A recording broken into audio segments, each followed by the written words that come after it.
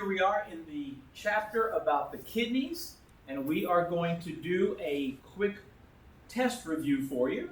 So let us begin with the questions. All right, first one, general functions of the kidney. General functions. So we have them right here, like PowerPoint slide number 3. The first 4 are the most important, okay? And then these are like afterthoughts, so it's not going to necessarily be test questions. But look at this, filtering out the blood, right? Since your blood is going in and through your kidneys like 30, 40 times a day, it's a great way to filter out the blood. Now, what are we filtering from the blood? Nitrogenous waste? Or yeah, nitrogenous waste, urea, okay, in particular. They're made from the breakdown of proteins, so that's metabolism, all righty? Number 2, regulate your blood volume and your blood pressure. And we kind of did that in the hormone chapter with the video that we made on the renin-angiotensin mechanism. The kidney makes the renin, which then gets converted into angiotensin 1, then 2.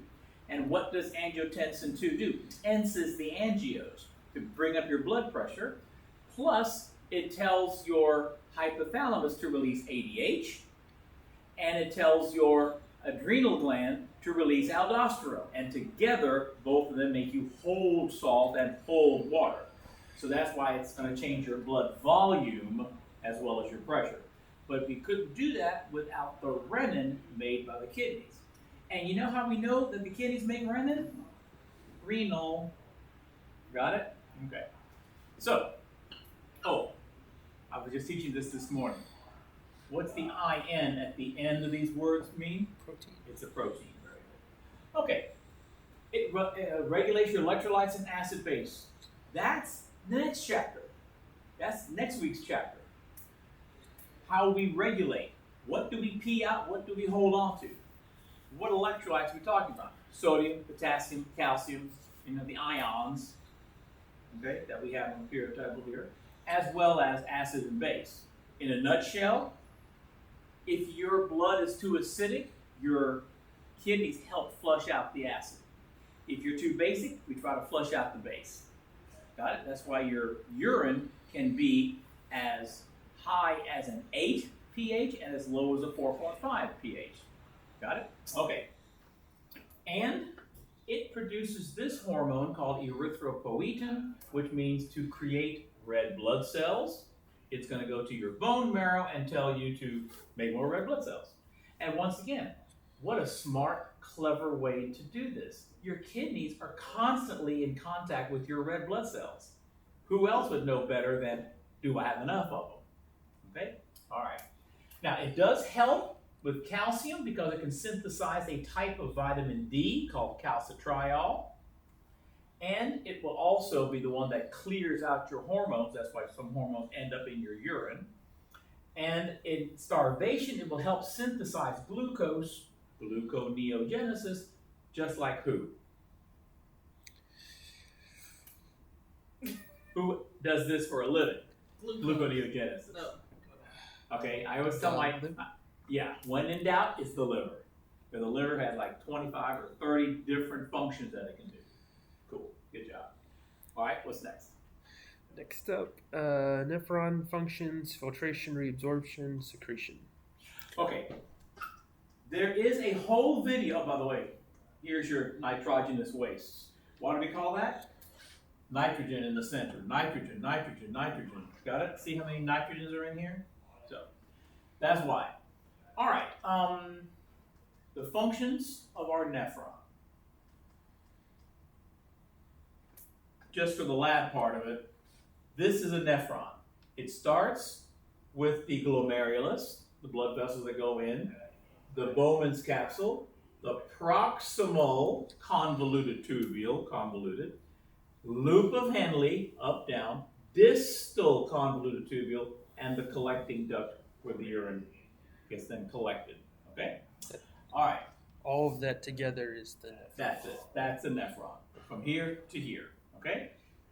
Now, there is a video already made by me with a step-by-step as well as a picture that you can follow along online, okay? but I'll do it quickly here. I'm not going to give you all the details because that video is already up.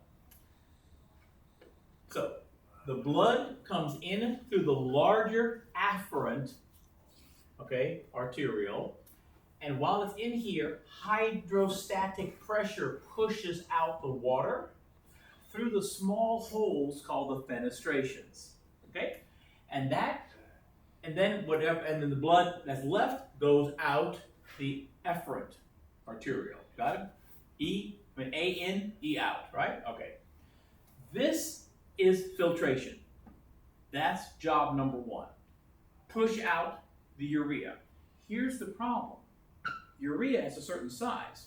So does amino acids, glucose, vitamins, all sorts of good stuff. Do you want to pee all the good stuff out? No. And that's the problem with dialysis machines. A dialysis machine can only do that. Got it? I don't know if you were in my 210 class where we made little cells out of dialysis tubing. Okay, it's a plastic tube that has little tiny holes drilled in it that are the size of urea and glucose. Got it? And the idea is when you run all your blood through this machine, it's pushing all of that stuff out. So what comes back into your arm is clean blood, no urea. Trouble is, out go all the nutrients too. That's why you are basically wore out after sitting there for a couple of hours. I used to work as a dialysis tech. Yeah, and how do those patients will still feel faint? Sometimes we have to make them sit for a while, give them something to eat, give them certain drinks. Because they've lost not just the nitrogenous waste, but all the good stuff too. Yeah. Okay? And here's the beautiful thing about why your kidneys work. Because the proximal tube reabsorbs the nutrients. You get your glucose back. You get your amino acids back. Got it? We reabsorb. Now that's the key. I talked about this last night in my class. The first time you absorb your water and your nutrients is in your intestines. So it's already in your blood. Now it's coming out of your blood and we have to reabsorb it. That's the key. Okay? Don't call it absorption. That's the wrong answer on the test. Okay? Reabsorption. The loop of Henle furthers this. The downward loop with the small, simple squamous cells and the smaller size tube, this is where we reabsorb more water. On the way up, we reabsorb more salt. Got it? So by the time we get here, we have reabsorbed, put back into our blood, 90% of our salt and water, and 100% of our amino acids and glucose. Okay? Everybody cool? All right, so in the distal tube, we're doing another job. This is secretion. Secretion means the blood is going to put bad guys in here. Got it? Here, it's going to the blood, and here from the blood into the tube. Got it? Reabsorb, secrete. Well, while we are reabsorbing, guess what? We reabsorb some of the urea too, because it's small enough to go out of the blood and back into the blood. Okay? So when we get to here, we're going to secrete that extra urea out of the blood, as well as something called metabolites. Now, metabolite, as it sounds, is the result of metabolism. All right? When you guys get ready to go to medical school or to nursing school, one of the things you're going to have to do is pee in a cup for drug testing. What are they testing? They're not testing the drug they think you took. That's long gone out of your system. What are they testing? The metabolites your cells make from being introduced to that drug. That's why random drug tests work. It doesn't matter if you were tooting on a root yesterday or 4 weeks ago. Your body is still producing metabolites. Got it? All they have to do is test for the metabolites of marijuana or the metabolites of cocaine or the metabolites of heroin. Of course, that's what they do. Got it? Now, me personally, I would have to tell, and you would too, what medications you're on, because I'm on medications for my heart, which might give a false positive because I'm also producing metabolites. Got it? And so I think they've got tests tweaked better so it's only aimed at the metabolites of the illegal drugs as opposed to the legal drugs. Okay? Does that make sense? Mm-hmm. So that's what we put in here. And all that gets collected, see, from various parts into the collecting duct. Alrighty? To be peed out. But that's not the end of the story. Guess what happens here? Actually, from this little piece here on down the collecting duct. This is where our hormones work. This is where ADH tells you to hold water. This is where aldosterone tells you to hold salt. That means put the salt and water back into your blood. This is where ANP tells you pee out more salt. Got it? And who follows salt? Water. Does that make sense? That's where the hormones work on the collecting duct. To make last minute changes, and we talk about that in detail on that video. Cool beans? All right. There you go. All right. Next is function of ADH. Okay. Well, I don't know if we have an ADH slide on it. I'm sure we do, but you tell me, what does ADH do for us? Anti-diuretic hormone. So it's going to tell you to what? Hold your water, right? Don't pee. That's what it is. Don't pee hormone. Anti-diuretic. Don't pee hormone. And again, it works on that loop of Henle. Who makes it? hypothalamus. Hypothalamus. Very good. So, and it's released where? I just thought that this morning to my 112s. From the posterior pituitary. Okay?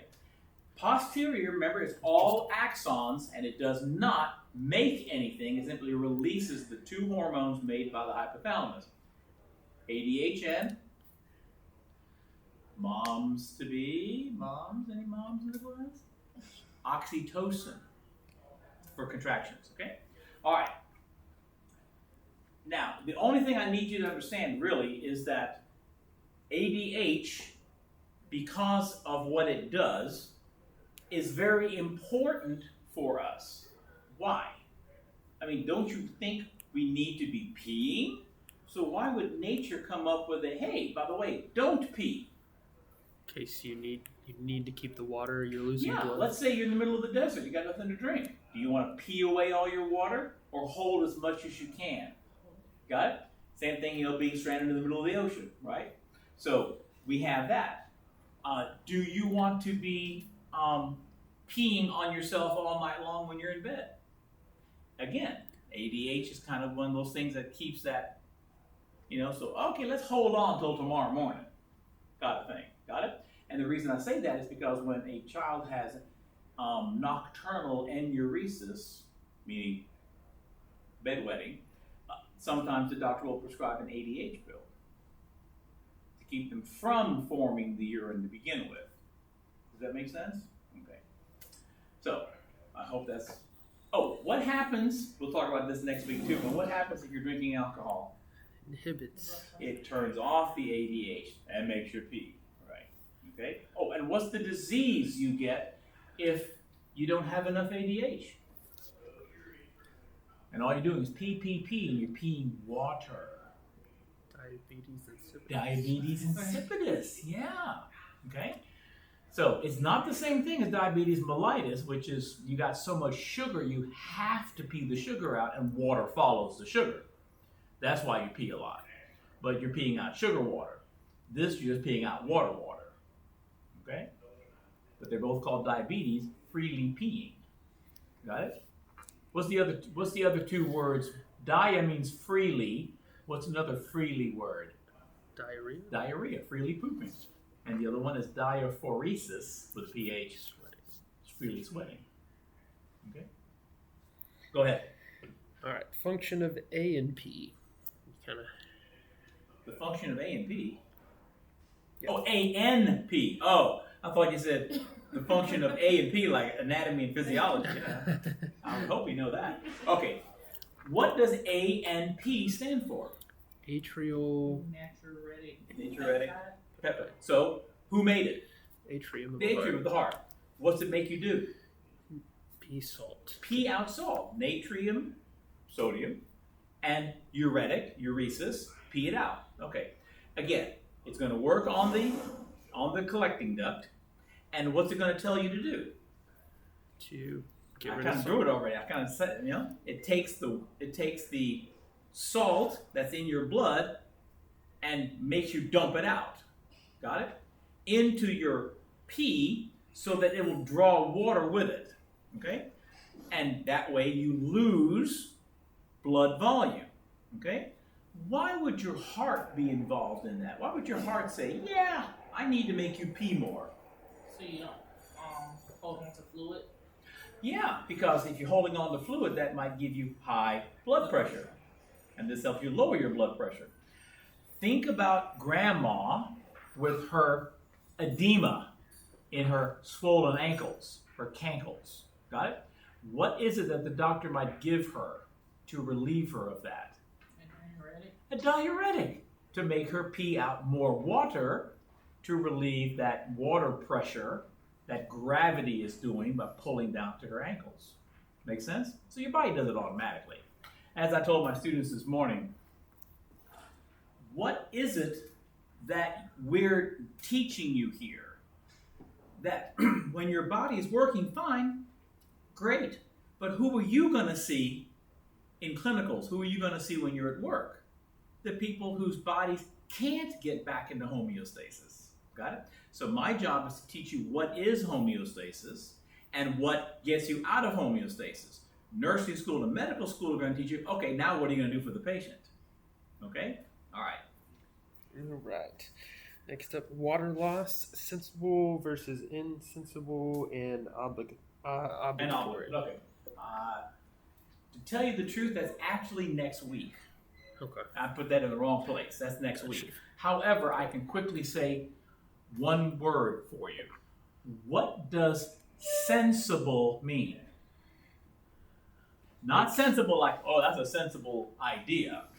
In biology, what does that mean? Sensible. You can tell? I can tell. I can sense it. Okay? If you're sweating, can you sense that? Mm-hmm. If you're peeing, can you sense that? But when you're talking, can you sense you're losing water? No, but you are. Every time we breathe, we're losing water. How else are we? You work clinicals, right? What's under your glove after you've been wearing your gloves all day? Sweat. Because through our skin, we're losing water. Can you sense it? No. That's insensible water loss. Does that make sense? Okay. All right. Right. Kidney nerve innervation. Okay, your kidneys, like all of your organs, have innervations from both your sympathetic and parasympathetic nerves. Got it?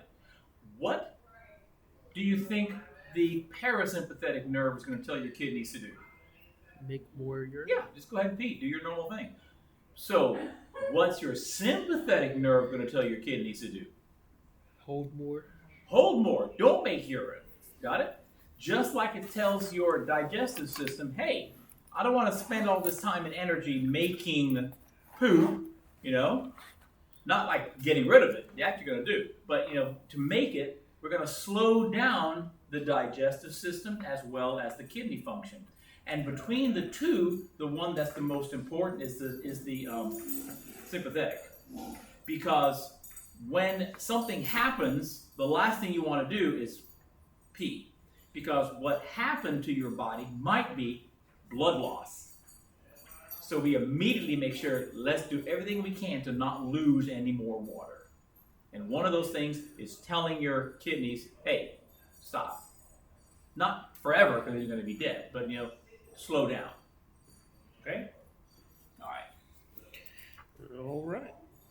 Counter current multiplier versus exchanger. Okay. There's a good picture for that.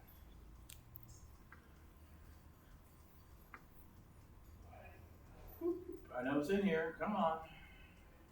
Where are you? There it is, right here. Okay. Loop of Henle, right? This is the vasa recta, which is like directly on top of the loop of Henle. Okay? What do you think the word counter current means? Are my fingers going in the same direction? Is that counter current? No. That's counter current. Got it? See how the urine flows this way and this way. Got it? Counter current. This is the counter current multiplier. You see, red means active transport. We're pumping the salt out.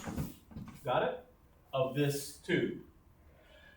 And this is passive. The water comes out. Now you tell me, if I fill this space with salt, what's the water over here going to do? Water follows salt. It's going to draw the water out.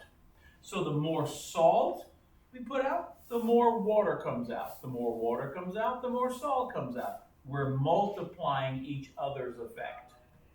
So on your test, the counter current multiplier are the two parts of the loop of Henle.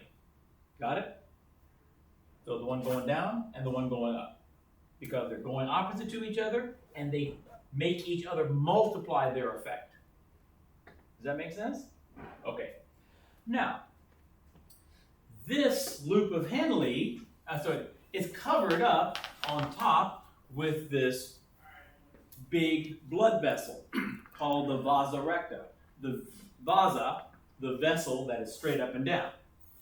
Just like this. So just take that and flip it over on here. What is this blood vessel doing? Salt and water. Salt and water. What are they doing? They're exchanging salt for water. So your vasa recta is your counter current exchanger. That's the end of it. Don't make it any harder than that.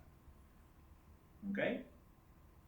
Now, you've heard of diuretics, right? Mm-hmm. Have you heard of a loop diuretic? Okay. Most diuretics are going to work on the collecting duct, right where the hormones are. But that has negative effects for some people. So they've invented another thing called a loop diuretic. It's going to work on the loop of Henle. Which side? To make you pee more. What do you think? This is a typical Mr. Weber think it question. Would it be the exchange? Well, no. Just which side is the loop of Oh. Henle? This side or this side? The descending or the ascending? Ascending. Ascending. By doing what? Removing salt. Not removing salt. This is removing salt. It's taking the salt out of your pee. But we're pumping it out. So guess what a loop diuretic does? Stops these pumps so the salt stays in. If the salt stays in your pee-pee, it's going to draw what with it? Water. More water, and that's why you pee more. Got it? That's why it's a diuretic. But instead of working on the collecting duct, it works here in the loop. Cool? All right. Next up, function of macula densa cells and JG cells. And JG cells. That's a good one. Oh, I might have gone too far. I know it's in here. Worked in rehearsal. Yeah, right here. Okay. It's right here too. Okay, which one do you like? The actual one we're going to have a test on, or the book? The test The one. test one. There we go. Very wise decision. So, again, the bigger artery, afferent arteriole, glomerulus, and then the efferent. All right? Now, you need to understand the efferent, I pronounce E loudly to make sure you understand it starts with an E. It's supposed to be pronounced afferent and efferent, but that sounds too close together on a video. This becomes all the peritubular capillaries. I don't know if we got a picture of that. Yeah, see? All these are peritubular capillaries. They come from the efferent arteriole. This is the one that picks up the nutrients. This is the one that secretes the urea and the metabolites. Okay? So that all these, and of course, an offshoot becomes the vasa recta. Got it? See how it's on top of the loop of Henle? All right. Just want to make sure you have that under control. We also have these yellow cells with a blue nucleus. That's what they look like, but in the model. And see these zigzags here? Those are like fingers. All right? They're called podocytes. Okay? Foot cells. And what are they there for? Well, your glomerulus has fenestrations. Why? Because I only want little things to come into my urine. Do I want to pee out my red blood cells? My white blood cells? My big hormones? Do I want to get rid of albumin? No, I need that for osmosis, right? So I can't let the big stuff out. And by putting these podocytes over here, now we have small slits, which also help keep the big stuff in your blood and not let them out. All right, so it's a double layer of making sure we only filter out the small stuff. Okay, now please note, we've cut this open and all of a sudden we see some extra cells here in this afferent arteriole. These are called JG cells or granular cells. JG for juxtaglomerular. Now we know what a glomerulus is. That's this thing. What does juxta mean? Okay. Juxta means next to. Next to. Well, where is all of this? These cells and these cells, aren't they next to the glomerulus? That's why it's called the juxtaglomerular apparatus. Okay, next to the glomerulus. Okay, these cells, and the reason they're called granular cells, guess what they're full of? Granules of renin. So when these cells determine that your blood pressure is too low, they're going to release renin to make the renin-angiotensin system happen. So you tighten your angiotensin, tense your angios, bring your blood pressure up, and release aldosterone and ADH to hold more water and bring your volume up. Got it? That's what these guys do. And it makes sense. They're always feeling blood pressure. So these guys are baroreceptors. Good? Okay. Now, this is your distal tube, which always spins back around. See? Here's your proximal tube coming out, down, up, and look at the distal tube coming right back again. See that? So, proximal tube, out, distal tube always comes back. Got it? And that's because right here, not here, those are all cuboidal cells, but only here, a very special set of macula densa cells, which means the big, dark, or big, dense colored cells. If we look at our picture here, there's your JG cells on the afferent arteriole, and here are these specialized macula densa cells in the distal tube. Okay? So, what is it that these guys do? They're chemoreceptors. What chemical are they keeping track of? What are the only chemicals we've talked about here? Water and Salt. Yeah. So, if your salt levels are lower than normal, the macula densa cells say, you know what? I don't care that my blood pressure is fine. I'm going to tell these granular cells, release more renin. And because they're next to each other, we're going to use a paracrine called prostacyclin. A little paracrine, boop, boop, boop, across the side, got it? And it's going to say, but wait a minute, my blood pressure isn't low. It doesn't matter. We are telling you the salt is low, release the renin. Okay? So together, they're part of the renin-angiotensin mechanism. Well, this is not on their model, but that's why I want to go to the picture. What's the third way to release renin? Oh no, I'm in fight or flight. The nerve says to the JG cells or the granular cells, hey, release renin. I'm in stress. Doesn't matter what your blood pressure is. I'm in stress, you're going to release renin. Got it? So that's the 3 ways we release renin. 10-4. And if you think about it, it makes sense. What does the renin-angiotensin mechanism do? It makes you increase your blood volume, and it makes you increase your blood pressure. So what causes this would be, oh, my blood pressure is too low. Got it? And since I want to increase my blood salt, hey, my salt is too low. That's why we release aldosterone to hold more salt. If you had too much salt, why would you want to do this? Got it? So it's when you have low salt, when you have low blood pressure. Got it? And of course, why would I do this? Because I need blood pressure to go up to get the blood to my arms and legs for fighting and flighting. Make sense? Mm-hmm. Okay. There you go. All right. Function of peritubular capillaries. Okay, we kind of mentioned that earlier. They're the ones that pick up what is reabsorbed, and they're the ones that give off what is being secreted. And they go down the side of your collecting duct also and do that last minute changing of water and salt. Will you point at them real quick? Yeah. To... All these guys. Okay. Okay? Those are the peritubular capillaries. And on your plastic models, not that this is the best model in the world. That's your vasa recta, and those are your peritubular capillaries around the tubes. All right. Okie doke. Let's see. Oh, by the way, are these peritubular capillaries high pressure or low pressure? Think about their job. Low pressure. Low pressure. First of all, they're smaller. Secondly, we've lost most of our pressure, hydrostatic pressure, pushing out all the water. There's not that much left in these small capillaries. Got it? But if I have to reabsorb nutrients, I can't do that if where I'm trying to put my nutrients is pushing back too hard.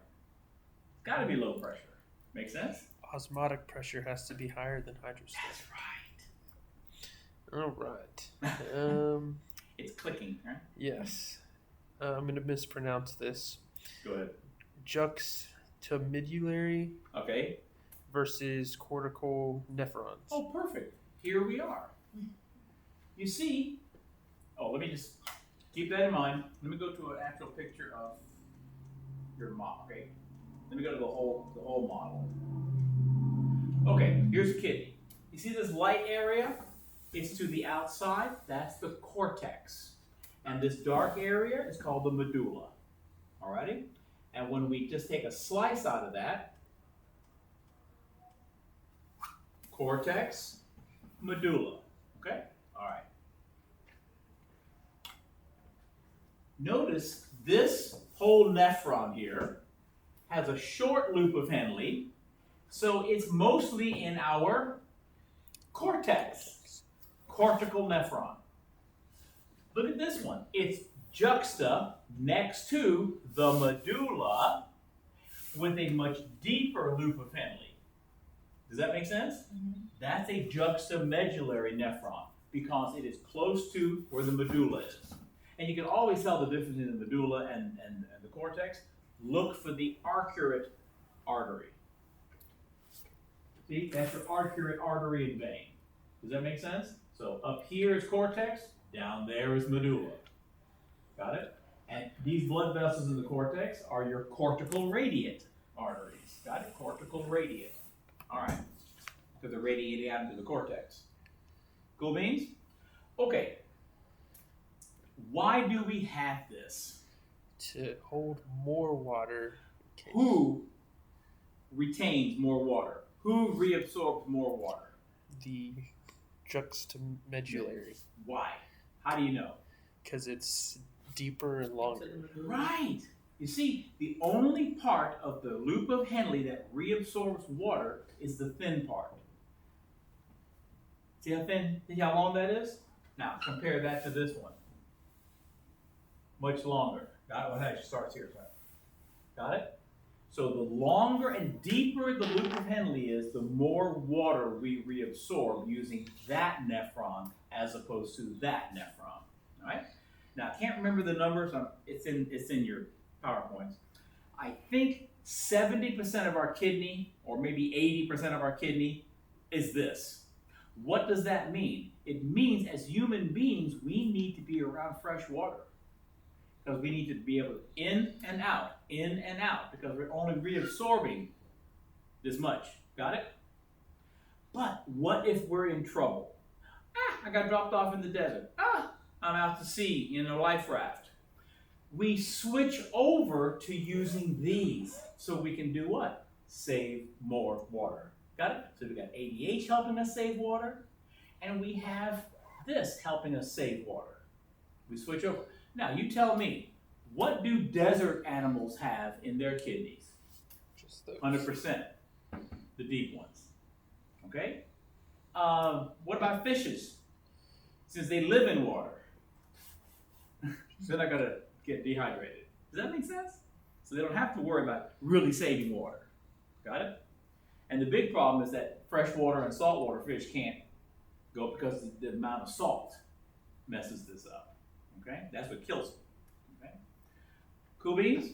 So basically, the juxtamed that one. Yeah, the juxt, the long ones. Yeah, that tells your body to hold water, right? Yeah, more water, more. This always says, all of them say hold water. Okay. But that's the loop of Henle. You save about 65% in the proximal tube, and another 25% in the loop of Henle for a grand total of 90. Okay. Got it? Before we move on. Got it? And but this is even more. Okay? Okay. All right. Oh man, we've talked about this one quite a bit. Function of the loop of Henle. Okay, well there you go. You got it. Okay. Define edema. Okay, you kind of mentioned that with grandma's ankles. If you have high blood pressure, it usually is because you have more water than normal. Why would that be? More salt. Got it? And where is gravity going to pull that extra water? Down. And that's why when it gets down to your ankles and water starts pooling, it's going to open up your blood vessels and they'll leak out the water. And edema is water in between the tissues. Okay? So, and that's why we want to tell grandma, number one, don't put salt on everything. And take your water pill, right? Try to pee it out. Edema doesn't always mean they have issues with their lymphatic system. No. Okay. No. So it could just be no. high In blood fact, pressure. what's an edema caused by a hormone? Lymphedema? No, that's caused by lymph. Name an edema that is caused by too much cortisol.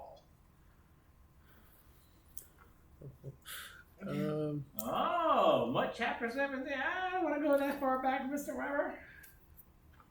Okay, what does cortisol do? The hormone cortisol made from your adrenal cortex. What does it do for a living? Let me see. Okay, it's called the stress hormone. Yeah. Okay, so it's released. Oh my God, the test is coming. What's one of the things that cortisol does that we want to give it to a patient? It suppresses your white blood cell count. So a person like me, for example, who's breaking out in, we talked about this, poison ivy, that's my T cytotoxic cells attacking my skin. Histamines aren't going to help me because it's not, I've got to take a cortisone shot or cortisone cream to tell those white blood cells stop. 10-4. What kind of a disease would a patient have that the doctor would give you large amounts of cortisol for a long period of time? Not Addison's. It's Okay. the president had it. Yeah. I can't remember. Okay. If you have, Addison's is the lack of cortisol. Right. And so he was given cortisone shots to relieve that. which gave him the disease. I thought a disease because it was caused by, it's called ism. What's that called? Cushingsonism. Cushing's disease is because you make too much cortisol. And what are the two side effects of too much cortisol, whether you make it yourself or whether you're given it? A hump between your shoulders and a big round moon face. Okay? The moon face and the buffalo hump, they say. That's edema. Because guess what? It's localized areas of salt concentration, which makes the water go there. And that's why you look the way you do. So that's an edema, but not because of lymphatics. Okay. So yes, there's lots of different causes for edema. Got it? High blood pressure, taking out a lymph node, yes, you get edema. 10-4? Okay, so good question though, good question. All right, next up. I hope I faked a good answer for you. No, that was great. Define hydronephrosis. Did I say that right? Okay, what's hydro? Water. Water. And what's your nephron? What's it refer to? Kidney. The kidney. Okay, so what we're talking about here, see, your kidneys are retroperitoneal. They're in the back. Got it? But what holds them in place is fat. They're not held in place with a muscle or something. It's a fat pad. See? Adipose tissue here. Got it? One of the problems with having a crash diet, you go from 600 pounds to 200 pounds. Got it? When you lose that much, you might lose fat and make one of your kidneys fall. Okay? That's called renal ptosis. Got it? Let me show you. See how this is your abdominal aorta, and then you got your two iliac arteries here? Okay, what's this pile of blood vessels? That's for this kidney. Well, where's that kidney? Oops, he fall. He go boom. Got it? He's down here.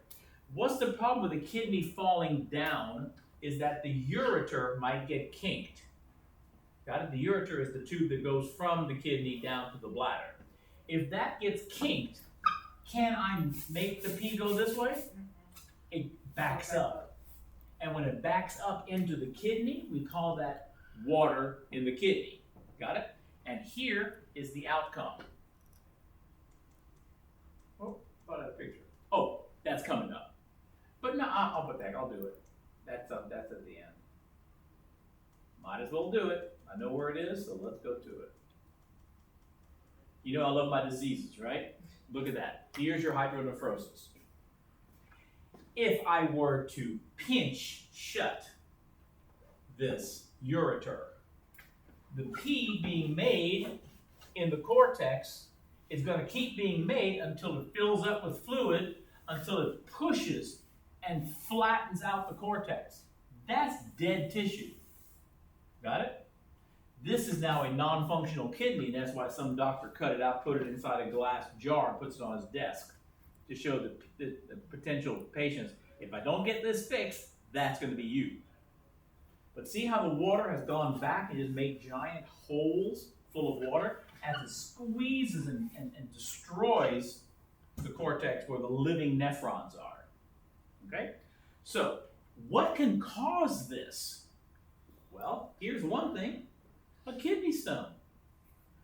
Can the pee-pee go down the ureter? So it backs up. Why? Because we're constantly making urine. Got it? And it backs up and destroys your kidney. Alrighty? What's the name of a kidney stone? Renal? Yeah, calculi. What's calculus? No. It's a math that's very hard. Right? Mm-hmm. Who invented calculus? Isaac Newton, when he was home from college. What is the special thing that he's known for? Gravity? Yeah. Story is, he was at his uncle's ranch or whatever house, and he was sitting under an apple tree, and an apple fell. And then he also noticed that the moon was moving through the trees, and he said to himself, the force that's pulling the apple to the earth has got to be the same force that's making the moon fall around the Earth. Now, when I used to teach physics, I would draw on the board and show exactly how that calculation works. But the only math in college at that time was algebra. And he says, well, that's not good enough to explain this thing called gravity. So he invented calculus. Okay? And when he showed it to his colleagues and his friends, they said, man, this thing is so hard, we're going to call it a rock. We're going to call it calculus. We're going to call it a rock, a stone, because it's that hard. Okay? That's what it is, kid. Calculus, stones. Okay? That math is so freaking hard. All right? But guess what? All engineers use it. It's the perfect way to figure out tolerances, because it's all about how close can I get without touching. Got it? Algebra is either here, or you're here. He invented something that says, okay, a little bit closer, but you never touch it, but you're closer. And that's what engineers need. What are the tolerances? How much can this bridge hold, you know? How much pressure can this pipe hold? Got it? Before it breaks. Then you do it within tolerances, and that's what calculus is used for. Cool beans? All right. We're going to talk about diseases, okay? While we're here, that's coming up. What's a urinary tract infection? Bacteria, maybe from improper wiping. It's more prevalent in ladies than it is in guys. Why? Because our urethra is a little bit longer than a girl's, right? How you going to get from here to there with one wipe? Yeah, it's a little hard for a guy, but it is easier for the girls. Then and why the cranberries? Acidify your urine. That makes it harder for the bacteria to say, ooh, I want to infest your urethra. Got it? Okay. So I have a question. You may. With the kidney stones, if the kidney stones are blocking the urine from coming out, why do they tell you to pee out kidney stones? Because if it's small enough, you can wait for it to go all the way out. Okay. Got it? If it's not small enough, in the old days they used to cut it out. Imagine how much damage a scalpel is going to do to the kidney and to the ureter. Got it? How much recovery. So what do they use now? Shockwave lithotripsy. And that is, if they know that you've got a kidney stone and it's too big for you to pass, you get put into basically a bathtub with two speakers. And the speakers go boom, boom, boom. And the sound makes those little rocks shake until they shatter. Okay. And then now they're small enough and you can pee them out. Okay, that makes sense. Yeah. Okay? Yeah, they'd rather you pee them out than have to cut them out, because that's all that recovery stuff. Does that make sense? Yeah. Plus complications, infections, all sorts of stuff like that. That's why they're happy to do this. What is this? That one's being passed. See why it hurts? I've never had one, thank God, but my sister's husband has them pretty often. Imagine that little tube being stretched out to let that stone slowly come down. Yeah. Okay. Look how big they can be. Almost the size of a penny. Alrighty. Yeah, that's a lot easier to pass than this one. Yeah. All right. Yes, sir. I was just going to ask, are kidney stones from from something the person is doing, or is it just? That's a good question. I haven't investigated it. However, I do want to answer it this way. I'm going to draw something on the board for you. We're going to talk about this next time. All right? This is what your bones are made out of. Calcium phosphate. Okay? So, when your osteoclasts dig this out, what part of this do we need for muscle contraction, nerve secretion? Calcium. Just the calcium. So guess what your kidneys do? They split that in half. You save this, put that in your blood, while you do what with this? Pee it out. Got it? Now, what if we don't do that properly? It stays a rock. And maybe that's what accumulates in your kidney, because we're not splitting it properly. But this is also why your pee-pee contains phosphates, which we'll talk about in the electrolyte chapter. Okay? Now, one of the things, not that this is 100% true, but when you are washing your clothes, does the soap bubble? Yes, because of the phosphates in it. When you're peeing, does your pee bubble? Because of the phosphates in it. Got it? That's how we know we got phosphates in it. That's this, peeing out. Okay? And the cool thing we're going to learn about next week, just like when your carbon dioxide and water is in your blood, because they just made it from cellular respiration and it's on its way to your lungs to be breathed out, we use it as a blood buffer. Well, while this is on the way out, we use this as a urine buffer. It's amazing. Got it? It's like, okay, here's the garbage, but on the way to the dump, the garbage man can use the garbage for something positive before we actually eliminate it. That's the beauty of how nature is set up.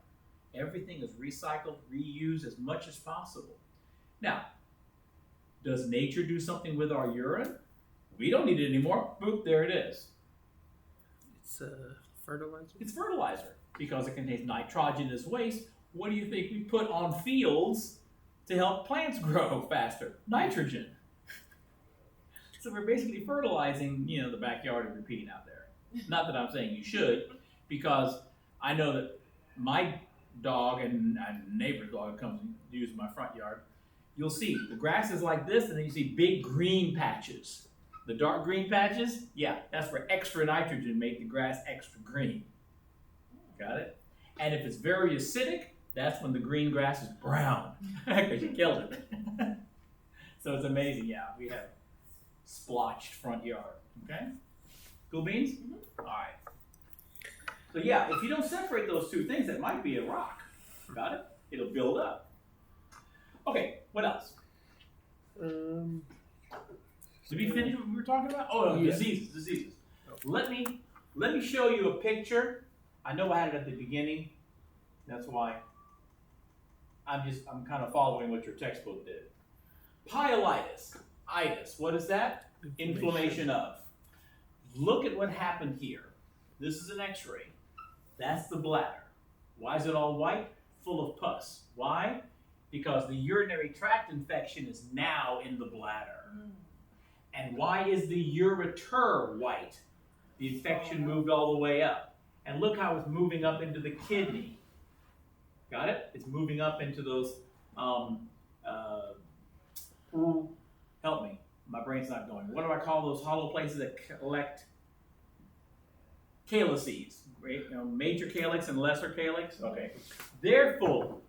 Now, if they're full of pus, is any urine being made able to come down? So that too is going to make it back up, isn't it? Okay. See all these things that could go wrong? Yeah. All right. Let's go back to the rest of the diseases. All right. That's not really a disease. That's incontinence. Okay. I can't go pee. I'm peeing all the time and I can't stop it. People use the pens. Now, this is just a funny story. Why is this astronaut here? Did she really when you were in space, man? Well, everybody does in space because you got no back. Can you imagine peeing and floating around inside your space capsule? No. But the reason they did this Photoshop and put a hand next to for her official NASA picture, this mom made fun of this Photoshop, is because this is the crazy lady who decided she was going to kill her boyfriend's wife. She was having an affair with another astronaut. And she said, get rid of your wife and take me. And he goes, hell no, I'm keeping my wife. She was so mad. She goes, okay, then I'm going to go kill her. Well, the wife was living in Florida, and they were doing their thing in Texas. So she decided to drive all the way to Texas to kill from Texas all the way to California to Florida to kill the wife. But she says, I know there's cameras in gas stations. I don't want them to see me go to the bathroom. So she decided to pee in her Depends the whole trip. And that's why this is the Depends lady. Oh yeah, they caught her. I think she didn't kill the woman, but did shoot her, and she's in jail and stuff like that. Okay? But that's why they call her the Depends lady. Okay? All right. Urinary retention. This is what we have to look forward to. Those of us with the prostate, not you. When the prostate gets enlarged, not only does it get larger this way, it also pushes down on the urethra, making it harder to pee. Okay? And that's why some people have to have a catheter inserted. All right? Only way to pee. Stop me if that ever happens to me. You know, I don't want to get that far. All right? So, it is no fun. Okay, nocturnal enuresis. What's that? Bedwetting. Got it? So here's my solution. Just have the kids sleep on the toilet. You got nothing to worry about. Nah, I'm joking. But that's why synthetic ADH could help. All right? And speaking of ADH, there's your diabetes insipidus that we talked about. Right? And that's why they call it the other diabetes. Okay? People always get those two mixed up. Remember, this is the one that's insipid. No taste. Tasteless. Why the sad little dog? Well, if you have an older dog or an older cat, you might notice that the dog pees in front of the back door, doesn't make it out. Or the cat might pee in front of the cat box and doesn't make it into the cat box. Again, it's because they're lacking ADH and they can't hold it long enough before it comes out. So you can go to the vet, and the vet can give you some ADH tablets for your dog or your cat. So they can hold it. Got it? All right.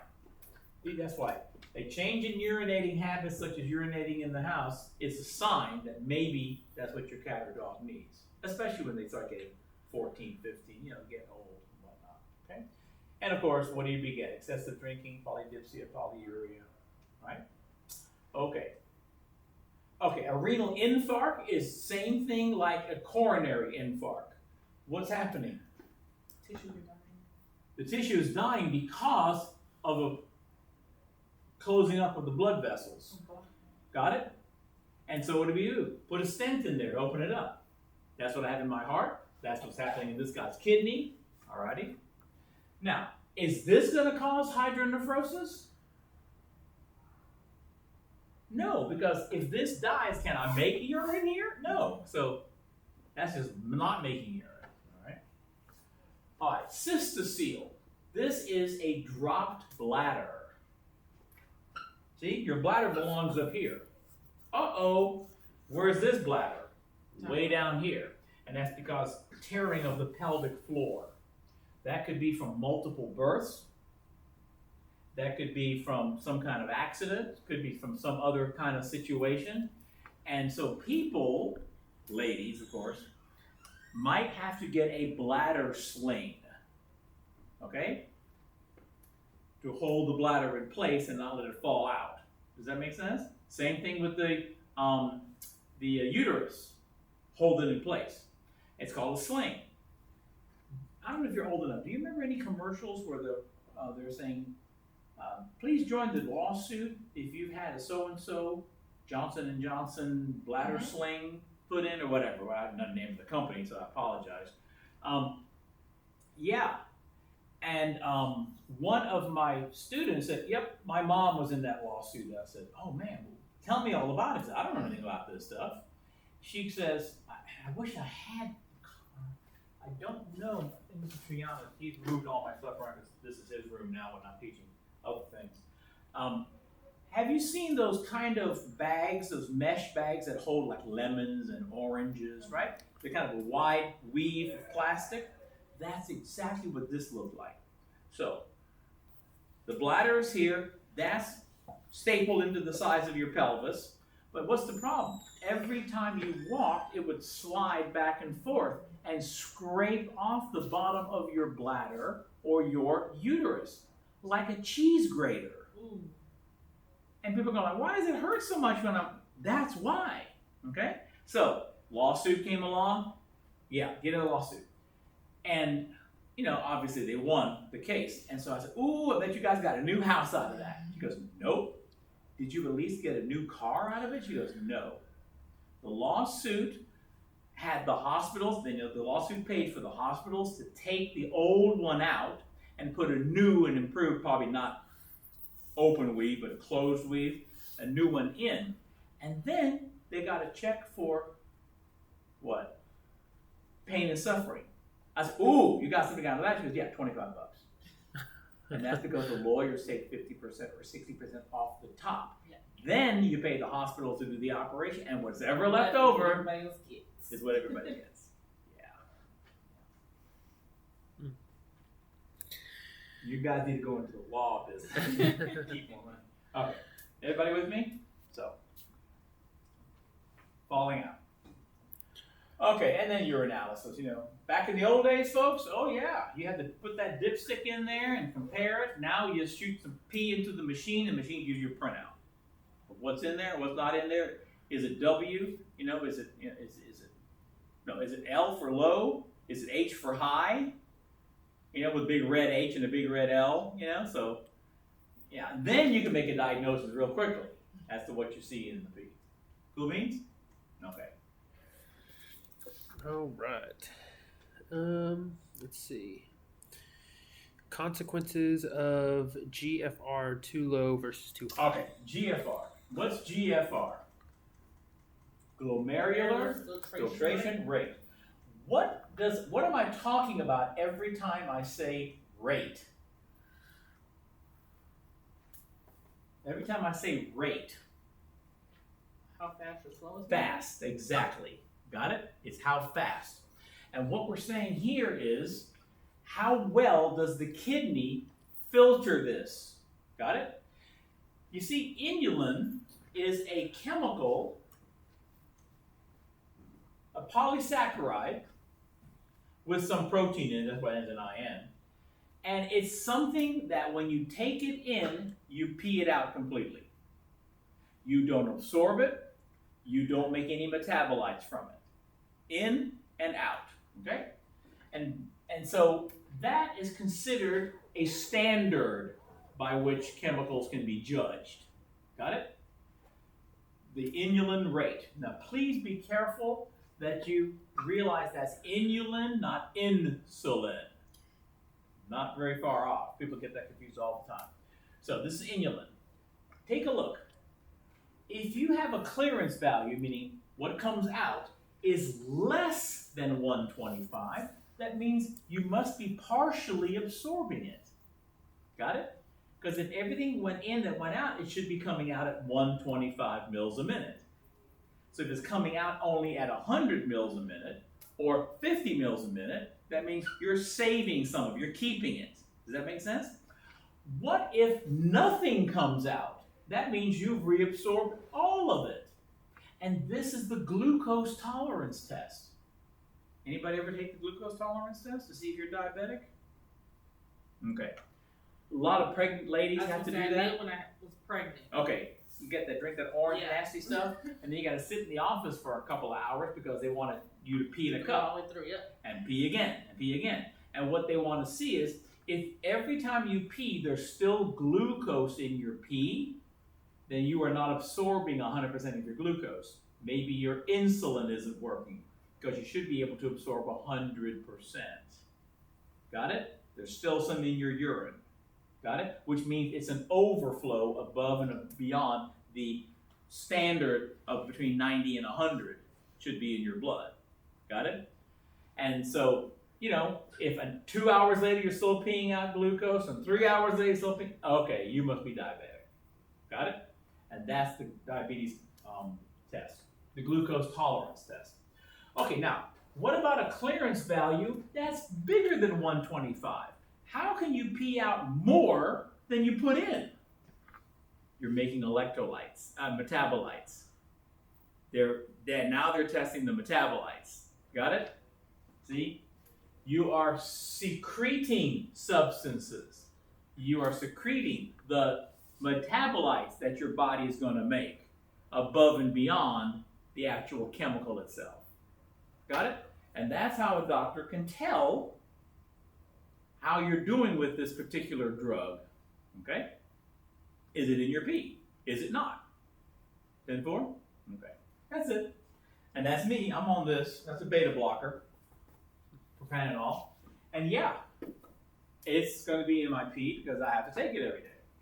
So if you do that test, it would be to make sure that it is higher to show that your body is making. But that for me, when they make me pee in a cup, they're making sure that I don't have too much or too little nitrogenous waste. They want to make sure my kidneys are functioning. See, and they also want to make sure I don't have anything special in there, like a couple of white blood cells or red blood cells or something. And they also want to make sure that my PSA and my creatinine levels and all that kind of stuff to make sure my heart's working correctly. So that's why I always draw my blood and pee in a cup. If it was too low, that would mean that your body isn't reacting to the medicine. Reacting to it. It isn't working with it like it should. Yeah. Cool. I like that. Thinking like a doctor. All right. What's next? How to increase how do you say that? Osmolality of Okay. That again will be next time. I put that in the wrong place. I apologize. However, I can show you real quickly by looking at the loop of Henle. Remember the loop of Henle? Yep. Go on. There it is. Okay. Osmosis is the movement of what? Water. Or towards what? High to low? Water follows salt. Okay. So, the osmolality is the solute that the water goes towards. It's the solid. Got it? For the water meaning the solute and the solvent. Got it? Water means solvent. Okay. So, this is the interstitial space. Is that between these two? So, what is drawing the water out? More salt. The more salt, the more water. Got it? That is what we call the osmolality, which draws the water out. Well, there's also in your kidneys, I know I just saw it, this. Okay? Don't flip out. I do have an explanation in the video, but I'll do it real quickly. I want my water to go into my peritubular capillary next to my proximal tube. We know this is the proximal tube because there is our cuboidal cells, okay, in the urine. And what am I doing? Reabsorbing nutrients. Well, guess what starts this whole thing? The sodium-potassium pump. In red, active. Got it? We're going to pump all the salt here. If all the salt is here, who's going to want to follow the salt? Water. Does that make sense? And then when the water fills up here, okay, boom, let's go to where there's less water, the peritubular capillary, and that's how it moves. Okay? And the water will drag with it ions. That's called solvent drag. And how do I move all the glucose, the amino acids, and the ions and the vitamins back into my blood, into my peritubular capillary? Well, by pushing out all of the salt, I now have created a vacuum. Got it? And what did they say about nature? Nature hates a vacuum. You take the air out of the room, more air will come in. You take the salt out of this cell, more salt will come in. Here's the salt in your blood. Got it? From the salt you put on your french fries last night. Got it? But salt makes a symport with glucose. Symport, they go together. Meaning, when salt and glucose touch, they're the right shape to go through this door.